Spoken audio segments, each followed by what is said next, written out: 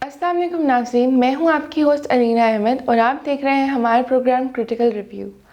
آج ہمارے ساتھ موجود ہے مختار احمد قریشی ایڈوکیٹ، جو کہ فالکن لا سروسز کے چیف ایگزیکٹو آفیسر بھی ہیں۔ مختار احمد قریشی ایڈوکیٹ فلسفہ، اقبالیات، حالات حاضرہ، انٹرنیشنل افیئرز، اسلامیات اور قانون کا گہرا مطالعہ رکھتے ہیں۔ آج ہم ان سے ضابطہ فوجداری کی دفعہ 497 کے مطابق کسی ملزم کی ضمانت قبل از گرفتاری، بیل بیفور اریسٹ اور ضمانت بعد از گرفتاری، بیل آفٹر اریسٹ کے بارے میں پوچھیں گے۔ میرا آپ سے پہلا سوال یہ ہے کہ ضابطہ فوجداری کرمنل پروسیجر کوڈ سے آپ کی کیا مراد ہے؟ CRPC کرمنل پروسیجر کوڈ کا مخفف ہے اور اسے اردو میں ضابطہ فوجداری 1998 ایکٹ کہا جاتا ہے۔ یہ 565 دفعات اور 5 شیڈولز پر مشتمل ہے۔ پاکستان میں تقریباً تمام فوجداری مقدمات کی کارروائی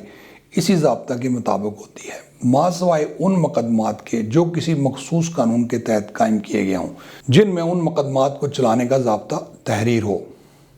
عوام کی آزادی کے متعلق آئین پاکستان کیا کہتا ہے؟ آئین پاکستان کی آرٹیکل 9 کے تحت کسی قانونی وجوہات کے بغیر کسی شہری کی زندگی اور آزادی کو سلب نہیں کیا جا سکتا، اور آرٹیکل 10 کے مطابق اگر کسی شخص کو قانونی وجہ سے گرفتار کیا جائے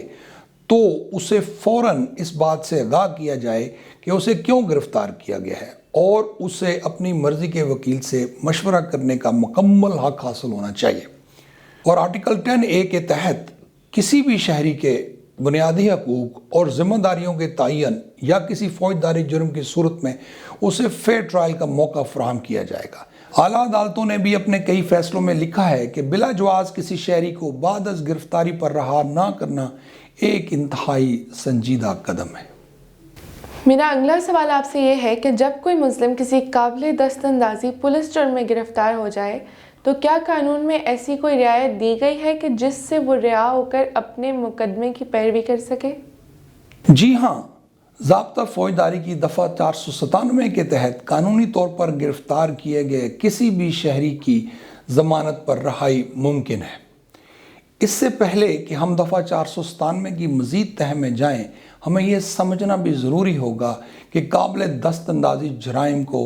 2 اقسام میں تقسیم کیا گیا ہے، ایک قابل ضمانت اور دوسرا ناقابل ضمانت۔ قابل ضمانت جرائم میں ملزم کو ضمانت بطور حق دی جاتی ہے اور یہ ضمانت اسے تھانے کا SHO بھی دے سکتا ہے، اور دوسری قسم کے جرائم جن کو ناقابل ضمانت جرائم کہا جاتا ہے، ان میں ضمانت کا اختیار صرف اور صرف عدالت کے پاس ہوتا ہے۔ ضابطہ فوجداری کے شیڈول 2 میں لکھا ہوتا ہے کہ یہ جرم قابل ضمانت ہے یا ناقابل ضمانت ہے اور اس جرم میں کتنی سزا دی جا سکتی ہے۔ ضابطہ فوجداری کی دفعہ 497 کیا کہتی ہے؟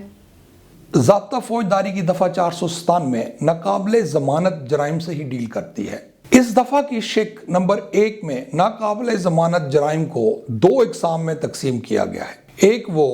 جن کی سزا 10 سال قید سے کم ہے اور دوسری جن کی سزا 10 سال قید یا اس سے زائد یا عمر قید یا پھر سزائے موت ہے۔ جو جرائم دوسری قسم کے ہوتے ہیں وہ دفعہ 497 کی ممنوعہ کلاز میں آتے ہیں، اور جو پہلی قسم کے ہیں وہ ممنوعہ کلاز میں نہیں آتے۔ اور دفعہ 497 کی شق 1 کے A اور B کے مطابق اگر سٹیچوٹری گراؤنڈ کا اطلاق ہوتا ہو تو بھی ملزم کو ضمانت پر رہائی کا حق حاصل ہوتا ہے، اور ایسے مقدمے جن میں مزید انکوائری کی ضرورت ہو ان میں ملزمان کو دفعہ 497 کی شق 2 کے تحت ضمانت پر رہا کیا جا سکتا ہے۔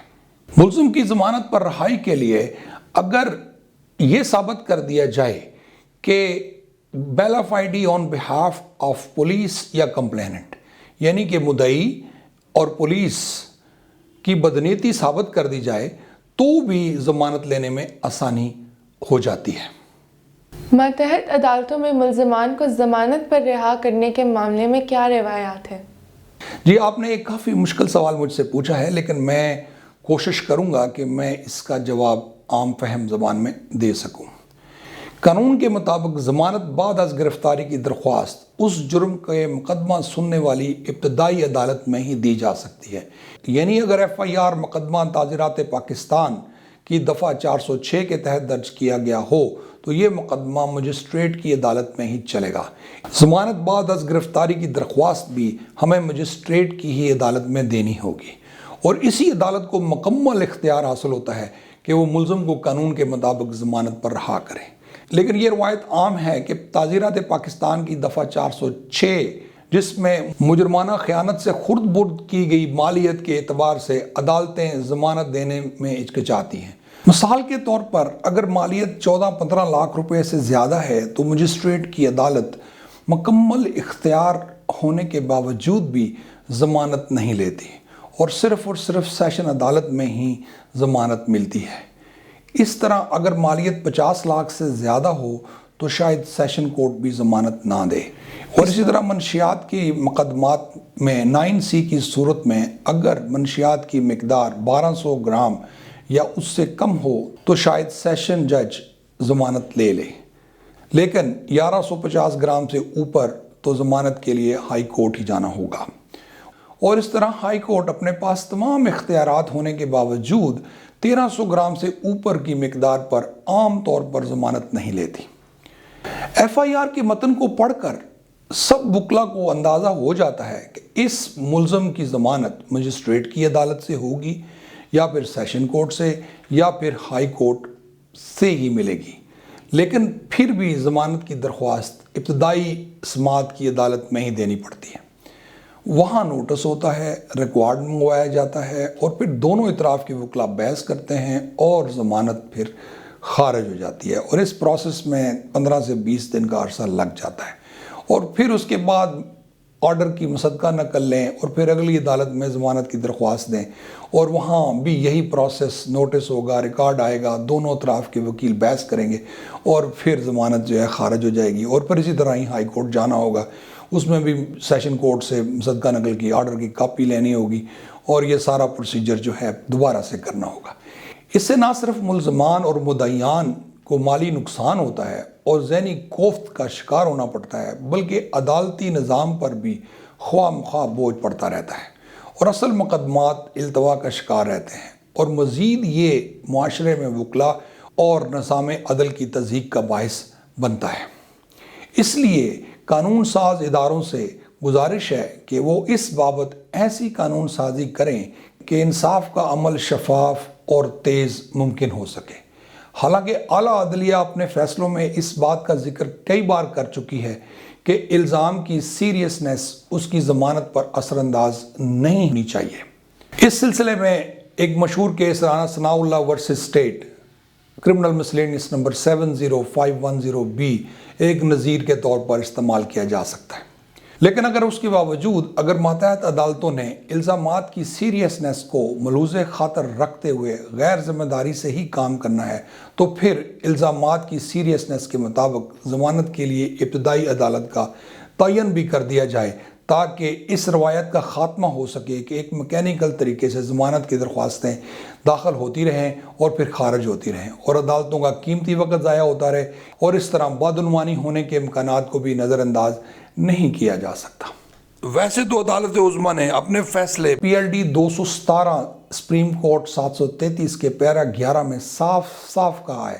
کہ اگر ایک دفعہ کسی عدالت کو قانون نے کوئی اختیار دیا ہو جس پر کسی قسم کی کوئی شرط یا پابندی نہ لگائی ہو تو عدالتوں کو ایسی وجوہات خود سے درآمد نہیں کرنی چاہیے جو کہ قانون میں نہ ہوں، یعنی کہ عدالتیں قانون کے مطابق اپنے اختیارات کو کلی طور پر بغیر کسی ہچکچاہٹ کے استعمال کریں۔ لیکن یہ بات میری سمجھ سے باہر ہے کہ ماتحت عدالتیں کسی کو ریلیف دینے میں کنجوسی کیوں برتتی ہیں، حالانکہ عدالتوں کا بنیادی مقصد ہی انصاف دینا ہوتا ہے اور اسی کام کی ان کو تنخواہ ملتی ہے۔ اب میں آپ سے یہ پوچھنا چاہوں گی کہ ملک کی اعلیٰ عدالتوں میں ضابطہ فوجداری کی دفعہ 497 کے تحت ملزمان کی رہائی کے بارے میں کیا احکامات ہیں؟ یہ بھی ایک کافی دلچسپ سوال ہے اور میں کوشش کروں گا کہ اس کے جواب کے ساتھ انصاف کر سکوں۔ اعلیٰ عدالتیں اپنے کئی فیصلوں میں اس بابت احکامات جاری کر چکی ہیں کہ ماتحت عدالتیں ان جرائم کے الزام علیحان کی ضمانتیں منظور کریں جو کہ ضابطہ فوجداری کی دفعہ 497 کی ممنوعہ فہرست میں شامل نہیں، یعنی کہ ایسے جرائم جن میں ان کی سزائیں 10 سال قید سے کم ہیں، اور عدالت کا ایسا کرنا قانون کے مطابق ہوگا اور ایسا نہ کرنا ایک ایکسیپشن ہوگی۔ عدالت عظمیٰ نے اپنے فیصلے PLD 1995 سپریم کورٹ 34 میں ضابطہ فوجداری کی دفعہ 497 کی ممنوعہ فہرست میں شامل نہ ہونے والے جرائم میں ضمانت دینے کے عمل کا مکمل احاطہ کیا ہے اور ان ایکسیپشن کا بھی ذکر کیا ہے جن صورتوں میں ضمانت سے انکار کیا جا سکتا ہے۔ یہ ایکسیپشنز کچھ اس طرح کے ہیں۔ نمبر 1، ایسے حالات جہاں ملزم کے فرار ہو جانے کا ڈر ہو۔ نمبر 2، جہاں ملزم مقدمے کے شواہد کو مٹا سکتا ہو۔ نمبر 3، جہاں ملزم پہلے سے سزا یافتہ ہو۔ لاہور ہائی کورٹ نے اپنے فیصلے 2013 MLD 140 میں لکھا ہے کہ اگر غیر معمولی حالات نہ ہوں اور جرم ضابطہ فوجداری کی دفعہ 497 کی ممنوعہ فہرست میں نہ آتا ہو تو ملزم کو ضمانت سے انکار کرنا قانون کی روح کے مطابق نہیں ہے۔ عدالت عظمیٰ نے اپنے فیصلے PLD 2017 سپریم کورٹ 733 میں ایک بار پھر ضابطہ فوجداری کی دفعہ 497 کی ممنوعہ فہرست میں شامل نہ ہونے والے جرائم میں ضمانت دینے کے عمل کا مکمل احاطہ کیا ہے اور ماتحت عدلیہ کے جج صاحبان کو تلقین کی ہے کہ وہ ضابطہ فوجداری کی دفعہ 497 کی روح کو سمجھیں اور اس پر سختی سے عمل کریں۔ عدالت عظمیٰ نے اپنے حکم کے پیرا نمبر 6 میں تحریر کیا ہے۔ ہمیں یہ جان کر انتہائی کوفت اور صدمہ ہوا ہے کہ ماتحت عدالتیں ایسے جرائم میں جو کہ ضابطہ فوجداری کی دفعہ 497 کی ممنوعہ فہرست میں شامل نہیں ہیں میں ملوث ملزمان کو فلمزی گراؤنڈز پر ضمانت دینے سے انکار کر دیتی ہیں۔ عدالت عظمیٰ نے اپنے حکم کے پیرا نمبر 13 میں بہت سخت الفاظ استعمال کرتے ہوئے کہا ہے کہ جب یہ عدالت واضح طور پر حکم دے چکی ہے کہ ماتحت عدالتیں ایسے جرائم جو کہ ضابطہ فوجداری کی دفعہ 497 کی ممنوعہ فہرست میں شامل نہیں ہیں اور کسی غیر معمولی حالات بھی نہیں ہیں تو وہ ملزم کو قانون کے مطابق ضمانتیں دیں، اور عدالت عظمیٰ نے لکھا ہے کہ یہ عدالت جو بھی کوئی قانون یا اصول وضع کرتی ہے وہ ملک کی تمام عدالتوں باشمول ٹریبونلز خصوصی عدالتوں پر لازم ہے کہ وہ اس کی پابندی کریں۔ عدالت عظمیٰ نے اپنے حکم کے پیرا نمبر 15 میں لکھا ہے کہ ہمیں توقع ہے کہ ماتحت عدالتیں ان بائنڈنگ پرنسپلز کی لازمی پابندی کریں گی اور ملزمان کو ضمانت پر رہا یا انکار کرتے وقت کسی میکانی طریقے سے کام نہیں کریں گے، کیونکہ یہ شہریوں کی آزادی کا معاملہ ہوتا ہے۔ اس لیے ایسے فیصلے کسی خلا میں کرنے کی بجائے پراپر جوڈیشل اپروچ کے ذریعے ہی کرنے چاہیے۔ آپ کے خیال میں ماتحت عدلیہ ضابطہ فوجداری کی دفعہ 497 کے بابت اعلیٰ عدلیہ کے فیصلوں پر عمل درآمد سے انحراف کیوں کرتی ہے؟ یہ ایک بہت مشکل اور پیچیدہ سوال ہے، لیکن آپ نے مجھ سے میرے خیال کے بارے میں پوچھا ہے تو جو میری سمجھ میں یا دانست میں آتا ہے وہ میں بیان کر دیتا ہوں۔ ویسے تو ماتحت عدلیہ آئین پاکستان کے آرٹیکل 189 کے مطابق عدالت عظمیٰ کے تمام احکامات پر عمل کرنے کی پابند ہے، لیکن میرے خیال میں یہ انحراف کی مندرجہ ذیل وجوہات ہو سکتی ہیں۔ نمبر 1، ماتحت عدلیہ میں احتساب کے مناسب نظام کا نہ ہونا۔ نمبر 2، ماتحت عدلیہ میں جج صاحبان کی تعیناتی کے عمل میں میرٹ کی نظر اندازی۔ نمبر 3، ماتحت عدلیہ میں جج صاحبان کی لگاتار تربیت کا نہ ہونا۔ نمبر 4، سفارش، بدعنوانی، ذاتی پسند ناپسند بھی ہو سکتی ہے۔ اور آخری بڑی ہچکچاہٹ کے ساتھ بیان کرنا چاہتا ہوں کہ بار ایسوسی ایشن کے عہدیداران اور وکلا برادری کے بااثر لیڈران کا دباؤ بھی اس انحراف کا باعث بن سکتا ہے۔ اور اسی کے ساتھ ساتھ ہمارا پروگرام اختتام کو پہنچتا ہے۔ امید ہے کہ آپ کو یہ پروگرام پسند آیا ہوگا۔ مزید اپڈیٹس کے لیے اس پروگرام کو لائک کیجیے، ہمارے چینل کو سبسکرائب کیجیے اور بیل آئیکن دبانا مت بھولیے گا۔ شکریہ، خدا حافظ۔